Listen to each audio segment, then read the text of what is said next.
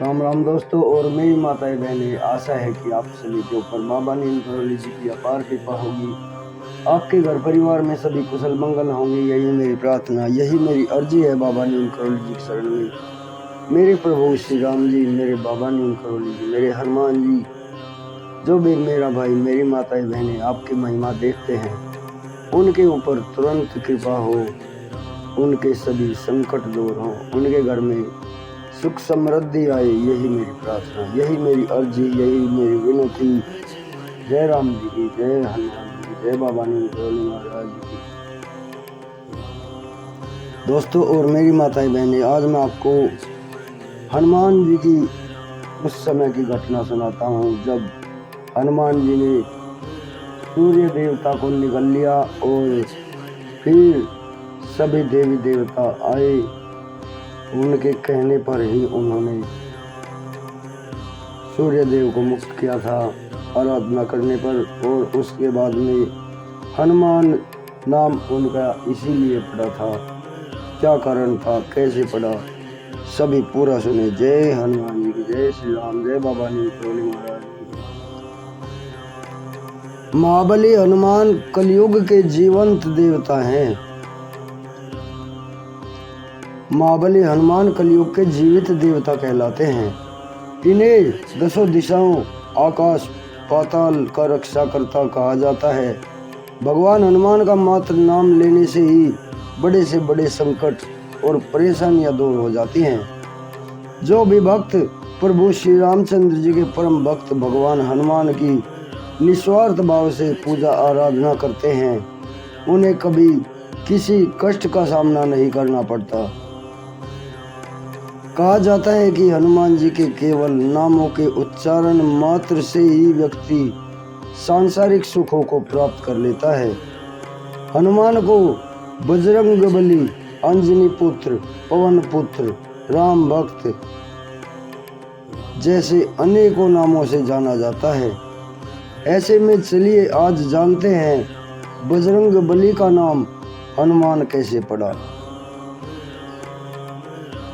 पौराणिक कथाओं के अनुसार हनुमान जी का नाम बचपन में मारुति था। एक दिन मारुति नंदन अपनी निद्रा से जागे और उन्हें तीव्र भूख लगी। उन्होंने पास के एक वृक्ष पर लाल पका फल देखा, जिसे खाने के लिए वे निकल पड़े। दरअसल मारुति जिसे लाल पका फल समझ रहे थे, वे सूर्य देव थे।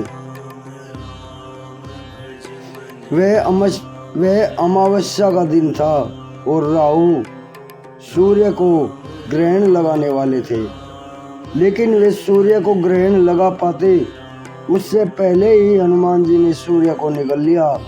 राहु कुछ समझ नहीं पाए कि क्या हो रहा है।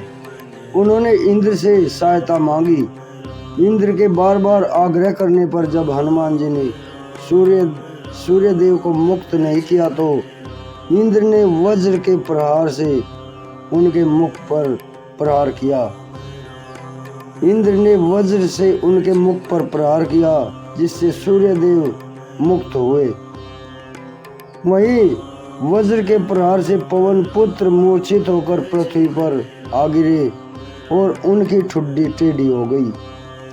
जब पवन देवता को इस बात की जानकारी हुई तो वे बहुत क्रोधित हुए। उन्होंने अपनी शक्ति से पूरे संसार में वायु को प्रवाह को रोक दिया, जिसके परिणाम स्वरूप पृथ्वी पर जीवों की त्राही त्राही मच उठी। इस विनाश को रोकने के लिए सारे देवगण पवन देव से आग्रह करने पहुंचे कि वे अपने क्रोध को त्याग कर पृथ्वी पर प्राण वायु का प्रवाह करें।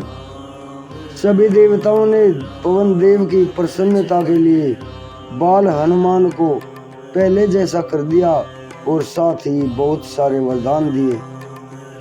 देवताओं के वरदान से बालक हनुमान और भी ज्यादा शक्तिशाली हो